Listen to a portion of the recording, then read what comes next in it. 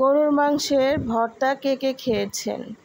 মাত্র 2 পিস গরুর মাংস দিয়েই তৈরি করে নিন মজাদার স্বাদের গরুর মাংসের ভর্তা রেসিপি।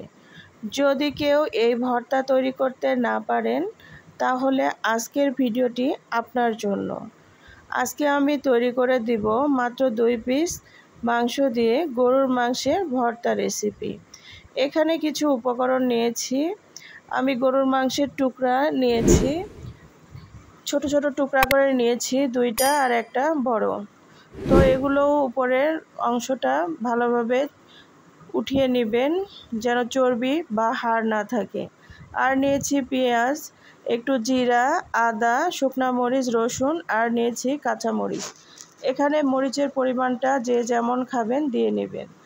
এখন আমি শিলপাটাতে নিয়েছি মাংসগুলো আর এভাবে ছেঁচে নিব শিলের সাহায্যে।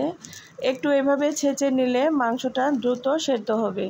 যেহেতু ভর্তা তৈরি করব, সেই জন্য আমি এভাবে একটু থেতো করে নিয়েছি, বা আপনারা চাইলে এখানে ছুরির সাহায্যেও কেটে দিতে পারেন।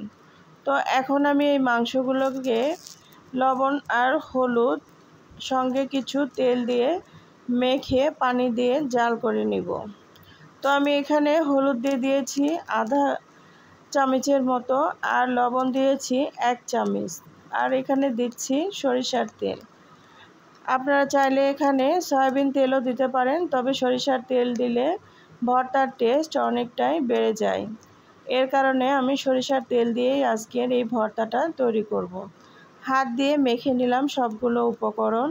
পেঁয়াজগুলো একটু সাইজে বড় করেছি, কোনো সমস্যা নেই, এগুলো রান্না করার সময় একদম ছুটে আসবে। তো এখন তারপরও আমি হাত দিয়ে কিছুটা আপনাদের দেখার সুবিধার্থে এভাবে ভেঙে দিলাম, দিয়ে হাত দিয়ে মেখে এখন আমি মাংসের মধ্যে পানি দিয়ে দিব। এখানে কিন্তু গরম পানি দিতে হবে, ঠান্ডা পানি দিলে সেদ্ধ হতে অনেক সময় লাগবে। এর জন্য এখানে আপনারা গরম পানি দেওয়ার চেষ্টা করবেন। এখন আমি গরম পানি দিয়ে মাংসটাকে রান্না করে নিব। 15 থেকে 20 মিনিট জাল করে নিলেই মাংসটা সুন্দরভাবে সেদ্ধ হয়ে যাবে। তো আমি ঢাকনা দিয়ে ঢেকে দিলাম। কিছুক্ষণ পর দেখুন বলক চলে এসেছে। তো এখন আমি এভাবেই 20 মিনিটের মতো রান্না করে নিব। ঢাকনা দিয়ে ঢেকে দেব, কিছুক্ষণ পর পর ঢাকনা উঠিয়ে আবারও নেড়ে চেড়ে দিব। তো এইভাবেই আমি কিন্তু 20 মিনিট ধরে রান্নাটা করব।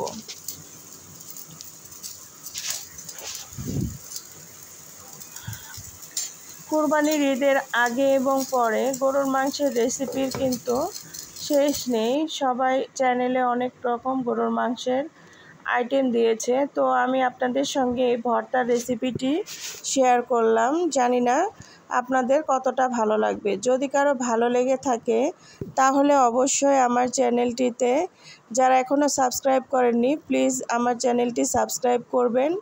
আর যারা সাবস্ক্রাইব করেছেন তাদেরকে অসংখ্য ধন্যবাদ।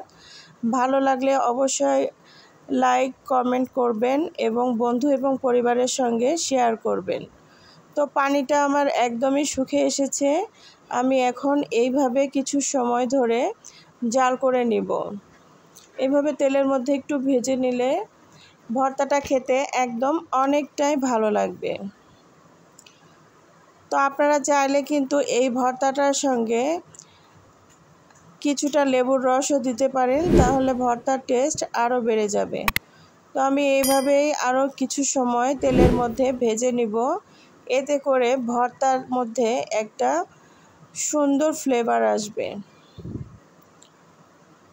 ভেজে নিয়ে যে সমস্ত ভর্তাগুলো আমরা তৈরি করি, সেগুলো কিন্তু আলাদা একটা টেস্ট লাগে। তো এখন আমি এই যে দেখুন আরও কিছুটা তেল দিয়েছিলাম, দিয়ে একটু লাল লাল করে ভেজে নিচ্ছি।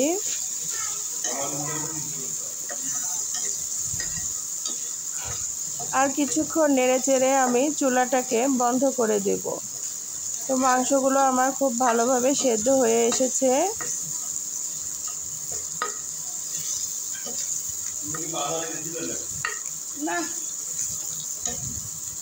আপনারা পরিমাণে যদি আরও বেশি বানাতে চান, তাহলে এখানে সব কিছুর পরিমাণ আরও বাড়ায় দিবেন।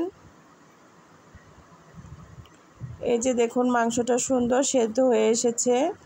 এখন আমি চুলাটাকে বন্ধ করে ঠান্ডা করে নেব। আমি এখানে মাংসটাকে ব্লেন্ড করার জন্য ব্লেন্ডার জারে নিয়েছিলাম, ব্লেন্ড করে নিয়েছি দেখুন।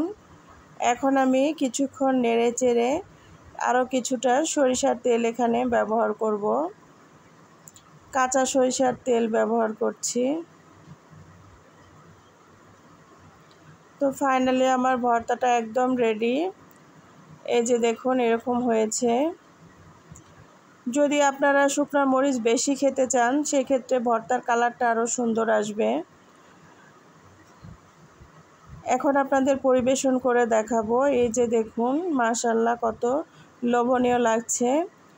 তো ভিডিওর মধ্যে যদি কোনো ভুল ত্রুটি হয়ে থাকে অবশ্যই ক্ষমা সুন্দর দৃষ্টিতে দেখবেন। আমার জন্য দোয়া করবেন, আমি যেন আরও ভালো ভালো ভিডিও আপনাদের উপহার দিতে পারি। সবাই ভালো থাকবেন। আজকে এখানে শেষ করলাম।